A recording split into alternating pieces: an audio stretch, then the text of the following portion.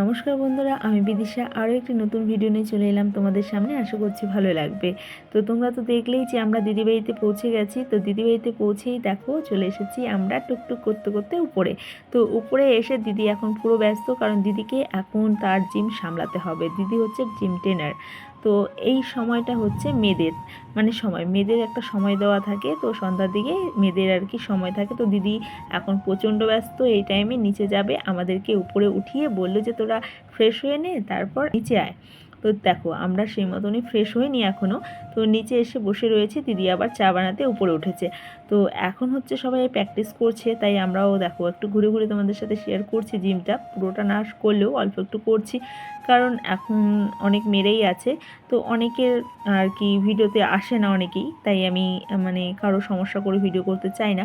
যাই হোক, আমাকে কেউ কিছু বলেনি, তবু আমি নিজেই করছিলাম না, যেহেতু মেয়েরা এখানে জিম প্র্যাকটিস করছিল। অল্প স্বল্প একটু ঘুরে ঘুরে দেখিয়ে দিলাম। আর তারপর দিদি আমাদের জন্য চা আনতে গেছে। তো যাই হোক, তো বন্ধুরা এই যে দেখো, এটা হচ্ছে সকালের ভিডিও। সেটা তো রাত্রে এসেই আমি তোমাদের সাথে একটু ভিডিও শেয়ার করেছি, আর পরে ভিডিও করা হয়নি। তো যাই হোক, সকাল সকাল দেখো ঘুম থেকে উঠে আমরা কিন্তু স্নান করে ফেলেছি, কারণ আজকে হচ্ছে আমরা যাচ্ছি তীর্থ ভ্রমণ করতে, আর এটাই ছিল মেন উদ্দেশ্য। তো যাই হোক, বিয়ে খাওয়া হয়ে গেছে, এবার কিন্তু আমার এটাই হচ্ছে মেন প্রোগ্রাম। তো সকাল সকাল স্নান করে এই যে টোনার দিয়ে দিলাম, আর এবার আমরা রেডি হয়ে বেরিয়ে পড়বো মায়াপুরের উদ্দেশ্যে। চলো, এসেছিলাম বিয়ে খেতে, বিয়ে খাওয়া হলো, মেলা দেখা হলো, এবার যাব তীর্থ ভ্রমণ করতে। তো এটাই আমার ইচ্ছা ছিল যে কলকাতা আসলে আমরা মায়াপুরে যাব। ফাইনালি সেই দিনটি আজকে। তো দিদিবাড়িতে এসেছি। দিদিবাড়িতে বলতে আমার পিসা শ্বশুরের মেয়ের বাড়িতে। তো এখান থেকে আর কি সামনে হবে, সে কারণে দেখো সকাল সকাল বের হতে চেয়েছি, কিন্তু আর হয়নি। তো রান্নাবাড়ি খাওয়া দাওয়া করতে করতে অনেকটা লেট হয়ে গেছে। এবার আমরা এখন 10টা 10:15 বাজে। তো 11টার মধ্যে আরেকটা ট্রেন রয়েছে, আর এখানে তো বেশিরভাগ ট্রেনেই যাতায়াত করে, আর ট্রেনের সুবিধা আমার কাছেও ভালো লাগে। তো চলো, খাওয়া দাওয়া আমিও অল্প কিছু খাবো, তারপর রেডি হয়ে চলে যাব। তো আজকে একটু শাড়ি পরবো, অনেক দিন হলো শাড়ি নিয়ে এসেছি, তবে পরা হয়নি। তো আজকে ভাবছি যে শাড়ি পরেই যাব, যেহেতু মায়াপুর যাব, আর সবাই ভিডিও করে দেখি। তো যাই হোক, তো চলো বন্ধুরা, রেডি হয়ে আবার দেখা হচ্ছে। বেডিংপত্র, মেয়ের এই যে পুতুল ব্যাগ। তো ভাবছি দেখো সব কিছু গুছিয়ে তো প্যাকেট করে নিয়ে এসেছি, এবার না আর খুলতে ইচ্ছে করছে না। বারবার এই যে প্যাকেটিং করা অসম্ভব ব্যাপার, আর পরে না ফুলে যায়। সুন্দর করে গুছানো হলেও পরে। তো চলো, এই যে এই শাড়িটা পরবো ভাবছি। তো চলো দেখি কেমন লাগবে, জানি না, নতুন ব্লাউজ বানিয়েছি তাই ভাবছি। আর এখানে যা গরম, তো গরমের জন্য আর শাড়ি পরতে ইচ্ছে করছে না। তো যাই হোক, এই যে শাড়িটা তো দেখিয়েছিলাম তোমাদের আগেই। তো চলো, এই শাড়িটাই পরবো। আর এটার পেটিকোট নেওয়া হয়নি, বা দিদির কাছে যেতে হবে। তো চলো, এই শাড়িটাকেই পরবো। শাড়িটা পরে নিব, আর কি পরবো, মেয়েকে রেডি করাবো তো। এই যে, আর এই যে দিদির রুমটা নতুন করেছে, খুব সুন্দর। এই দেখো, প্রত্যেকটা বাড়িতে এসি। কথাটা কেন বললাম, প্রত্যেকটা বাড়িতে এসি লাগবে। এসি ছাড়া 1 মিনিটও থাকা সম্ভব না। এত গরম, এত গরম, সত্যি কি বলবো, স্নান করে উঠতে না উঠতে পুরো ঘেমে যাচ্ছি। দিদির ঠাকুরঘরটা সত্যি খুব সুন্দর হয়েছে, সেটা তোমাদের সাথে একটু শেয়ার করে দিলাম। আর এদিকে সবাই খেতে বসেছে, আমিও খাওয়া দাওয়াটা সেরে নিয়েছি। আর এই যে দেখো, খাওয়া দাওয়া সেরে নিয়ে তারপর কিন্তু শাড়ি পরে একদমই রেডি হয়ে গেছি। তো ফাইনালি এখন কিন্তু আমরা বের হব। তো এই যে আমাকে শাড়িটা পরে কেমন লাগছে সেটা অবশ্যই কমেন্ট করো। শাড়িটা তো খুব সুন্দর ছিল, এটা অনলাইন থেকেই নেওয়া হয়েছে, তবে ভালো এসেছে। কি বলো তো, শাড়িটা পরেছি ঠিকই, কিন্তু প্রচণ্ড পরিমাণে গরম। দিদি বলেছিল একবার যে শাড়ি পরতে হবে না, কারণ মায়াপুরে কিন্তু প্রচণ্ড ধুলো আর গরম। তো যাই হোক, কথাটা সত্যি, আমি তবুও পরেছি। তো ভেবেছি এখান থেকেই, বাড়ি থেকেই ভাবনা চিন্তা করে নিয়ে গেছি যে সেদিন এটা পরবো, ওদিন এটা পরবো, বা এটা নিয়ে গেছি, গুছিয়ে নিয়ে গেছি, সেই কারণেই পরা, আর কিছুই না। তো যাই হোক, তারপর চলে এসেছি দেখো আমরা মায়াপুর স্টেশনে।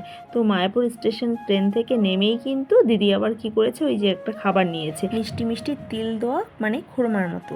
তো যাই হোক, বলছিল যে বাচ্চাদের খিদে পেয়ে যাবে, তাই নিয়ে নিচ্ছি, পরে খিদে পেলে খেয়ে নিতে পারবে। জিনিসটা খেয়েছি এর আগেও, খুব ভালো, তবে আমার মিষ্টি জিনিসটা অতটা পছন্দ না। যাই হোক, দিদির ভালো লেগেছে তাই নিয়েছে। তারপর তো এটা খাওয়াই হয়নি, বাড়িতে এসে দেখি যে ইমা, ওটা তো খাওয়াই হলো না, যে কারণে নিয়েছি সেটা আর হলো না।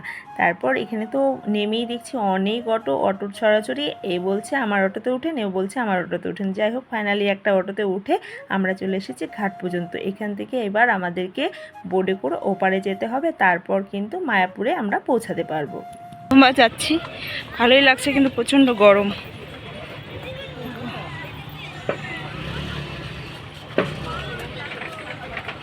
আসো তাড়াতাড়ি, শিগগিরই আসো।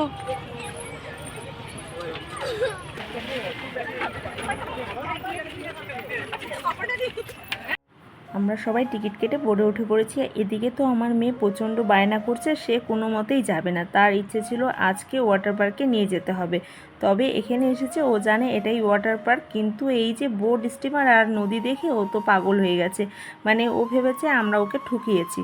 তো তারপর তো প্রচণ্ড কান্দাকাটি বায়না, তারপর জোরজবস্তি আর কি এই যে বোর্ডে ওঠানো হয়েছে। ওর বাবা তো ওকে পারছিলই না সামলাতে। ছোট হলে কি হবে, একদম ধানি লঙ্কা, প্রচণ্ড জেদ, মানে কি বলবো।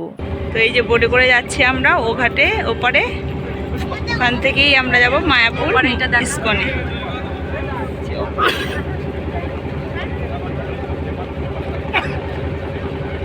পাড়ের কাছাকাছি চলে এসেছি, এবারেই আমরা নামবো।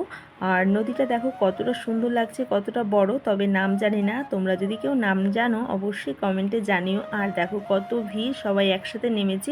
আর দেখো ঢুকতে না ঢুকতেই কি সুন্দর একটা সিংহের গেট, মনে হচ্ছে রাজা মহারাজার বাড়িতে যাচ্ছি। যাই হোক, একটা ধামে যাচ্ছি, সত্যি খুব সুন্দর পবিত্র জায়গা। আর দেখো এদিকে চারপাশটা একটা জিনিস লক্ষ্য করেছি, মানে প্রত্যেকটা মন্দিরের চূড়ো না খুব সুন্দর, মানে এত সুন্দর সুন্দর করে ডিজাইন করে, দেখো গেটগুলোই কত সুন্দর। তো দেখো যেতে যেতে অনেক কটা মন্দির পড়েছে, তবে এই মন্দিরগুলোতে ঢোকা হয়নি, যেহেতু আমরা মায়াপুরের উদ্দেশ্যে যাচ্ছি। আজকে মন ভরে শুধু মনে হচ্ছে যে মায়াপুরে কখন পৌঁছাবো, কখন ইস্কনের সেই চূড়াটা দেখব। তো দেখো কি সুন্দর সুন্দর মন্দিরের গেটগুলো, সত্যি অসাধারণ, মানে মনে হচ্ছিল যে একটা পবিত্র স্থান, আলাদা অনুভূতি সত্যি। আর এখন আমরা এসেছি, এখন ছিল ভর দুপুর, এখন কিন্তু আমরা সব কিছুই বন্ধই পেয়েছি। যাই হোক, তবে খাওয়ারের মানে যেখান থেকে আর কি টিকিট নেওয়া হয়, তো সেখানটা আমরা টোটোতে যাচ্ছি আর ভাবছি যে বন্ধই পাবো, বন্ধই হবে। তো টোটোওয়ালা দাদা বললো যে এখন কিন্তু পাবেন না, কিছু পাবেন না। তো দিদি এখানে আবার বলছিল ঠিক আছে আমরা ভিতর থেকে গিয়ে দেখি, যদি কোনো টোকন না পাই তাহলে আমরা পুরো মায়াপুরের চারপাশে যত ধাম রয়েছে সেগুলো একটু ঘুরে ঘুরে দেখব। তো সেটাই রিজার্ভ করা হচ্ছিল। তারপর ভিতরে ঢুকে আমরা কিন্তু খাওয়ারের টিকিট পেয়ে গেছি। আমরা এখানে দাঁড়িয়েছিলাম, দিদি গেছিলো ভিতরে, দিদি ভিতর থেকে টিকিট নিয়ে এসেছে, টিকিট কেটে আর কি। তো 50 টাকার টিকিট ছিল, আর কোনো টিকিট কাউন্টার টিকিট ছিল না, একটাই টিকিট কাউন্টার খোলা ছিল। তো যাই হোক, ভাগ্যক্রমে আমরা একটা টিকিট পেয়েছি, মানে যজন গেছিলাম তটা টিকিট পেয়েছি। তারপরও টিকিট দিয়েছিল। আর তারপর সেই টোটোওয়ালা দাদাকে ফোন করে বলেছি ঠিক আছে, একটা টাইম দিয়েছিলাম, তো সেই টাইমের মতো আমাদেরকে এসে নিয়ে একটু চারপাশটা ঘুরিয়ে দেখাবে। তারপর আমরা কিন্তু এখান থেকে টিকিট নিয়ে চলে গেছি আমরা ওই যে লাইন দাঁড়াতে। সেখানে আবার লাইন খাওয়ারের লাইনে না, সেটা আবার জুতোর লাইন, কারণ জুতোটাও রাখতে হবে। তবে আজকে বুঝবো খাওয়ারের মর্ম। আর যেগুলো আমরা বাড়িতে এত মানে বলি না যে এটা কি রান্না করেছো, এটা খাবো না, ওটা রান্না করো, খিদে নেই, পেট ভরা, সেগুলো আজকে কি খাওয়ার যে কী জিনিস সেটা আমি সত্যি এখানে না এলে হয়তো বুঝতাম না। শুধু আমি কেন, যারা যারা এসেছে তারা চলো আর একটু হলেই, আর একটু সময়টা গেলেই তোমরা বুঝতে পারবে। মানে সময়টা দেখো, যত তাড়াতাড়ি ভিডিও করছি মানে তত তাড়াতাড়ি কিন্তু কিছুই সম্ভব না। সত্যি অনেকটা লেট হয়েছে, আর এত গরম ছিল। এমনিতেই কলকাতা প্রচণ্ড গরম, আর মায়াপুরের সাইডটা আরও বেশি গরম ছিল। তো ঢুকতেই দেখো টিকিট তো নেওয়া হয়ে গেছে, চারপাশে কিন্তু অনেক কাউন্টার রয়েছে, মানে এখানে সমস্ত গোপী ড্রেস, তারপরে বাচ্চাদের অনেক কিছু পাওয়া যায়, কিন্তু কি বলতো নেওয়া হয়নি সময়ের অভাবে। তো যাই হোক, আর এই যে দেখো গেটগুলো কিন্তু বন্ধ রয়েছে, কারণ এটা ছিল দুপুর টাইম, আর দুপুর টাইমে এমনিতেও সব কিছু বন্ধ থাকে। সেটা আগের থেকে আমি জানতাম না, সবাই জানতো। যাই হোক, আসার পর এই টোটোওয়ালা দাদাই বলেছে। তারপর তো ভাগ্যক্রমে এই যে খাওয়ারের টিকিটটা পেয়েছি, না হয়তো সেটাও পেতাম না। তবে কি বলতো, এটাই ছিল একটা ভালো জিনিস, এটা একটা প্রসাদ, সেটা যদি না পেয়ে ফিরে যেতাম এটা আরও বেশি মন খারাপ হতো। তো যত গরমই হোক না কেন, আর যত বড় লাইনই হোক না কেন, তবুও আজকে আমরা প্রসাদটা নিয়েই যাব। যেহেতু টিকিট কাটা হয়েছে, আমরা কিন্তু 1 কিলোমিটার 2 কিলোমিটার দূর পর্যন্ত মানে দূরে চলে এসেছি, লাইনের থেকে দূরে চলে এসেছি। তাহলে তোমরাই ভাবো কতটা ভিড়। আর এই যে মানুষগুলো দাঁড়িয়ে আছে, ক ঘন্টা থেকে দাঁড়িয়ে আছে, তাদেরকে জিজ্ঞাসা না করলে কিন্তু আমরা জানতে পারবো না। হয়তো 3-4 ঘন্টা হয়ে গেছে এখানে লাইনে দাঁড়িয়ে আছে, তারপরও এখনও খাবার পায়নি। তেমনটাই আমরাও কিন্তু অনেক দূর পর্যন্ত লাইনে দাঁড়িয়েছি, তারপর খাওয়ার জুটেছে। যাই হোক, এই যে দেখো আমরা সেই 2-2.5 ঘন্টা থেকে দাঁড়িয়ে রয়েছি, তাও 2 কিলোমিটার দূরে।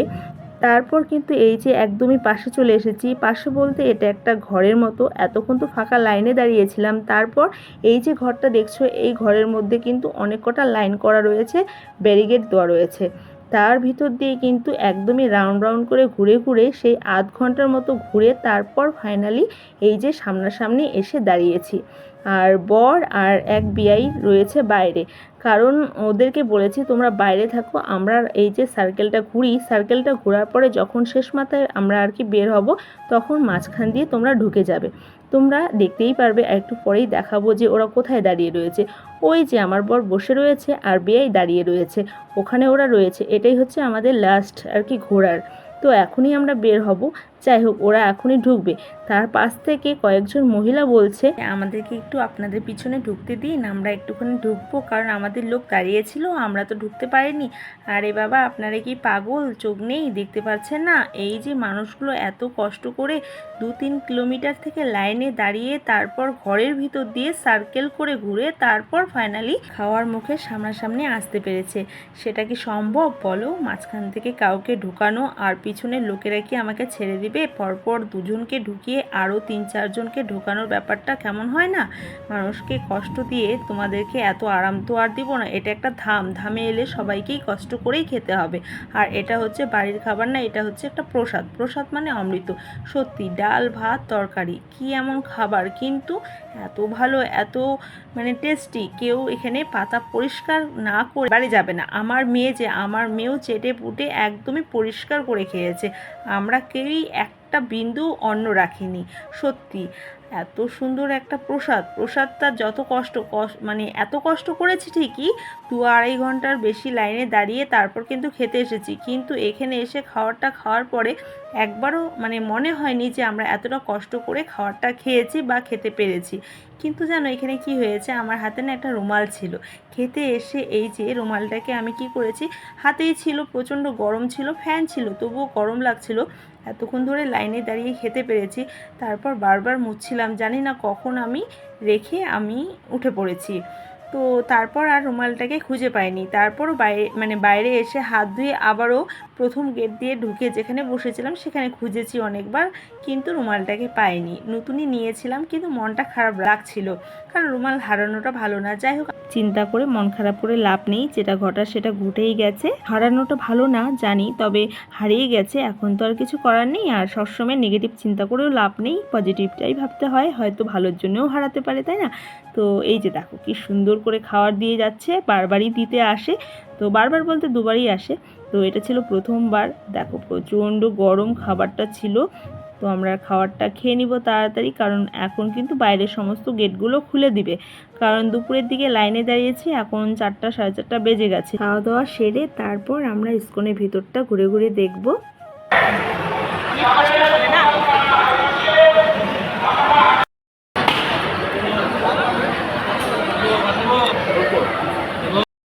রুটি সবজি, ওই সবজি এটা কুমড়ো আলু আর কিছু আছে নাকি?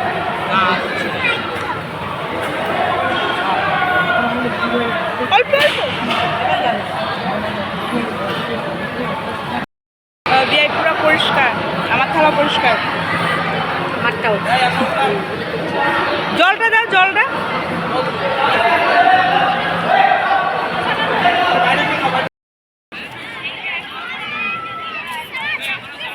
সবাই সুন্দর মতো চেটে পুটে পরিষ্কার করে খেয়েছি। আর এখানে সবথেকে ভালো একটা নিয়ম, এই যে দেখো নিজের এঁঠো নিজে উঠিয়ে পাতাগুলো বাইরে ফেলে দিতে হবে। আর সবার আগে আমার মেয়ে খাওয়া হয়ে গেছে, আর আমার বর কিন্তু এই যে আজকে ও শিক্ষা পেয়েছে, কারণ খাওয়া নিয়ে প্রচণ্ড ঝামেলা করে।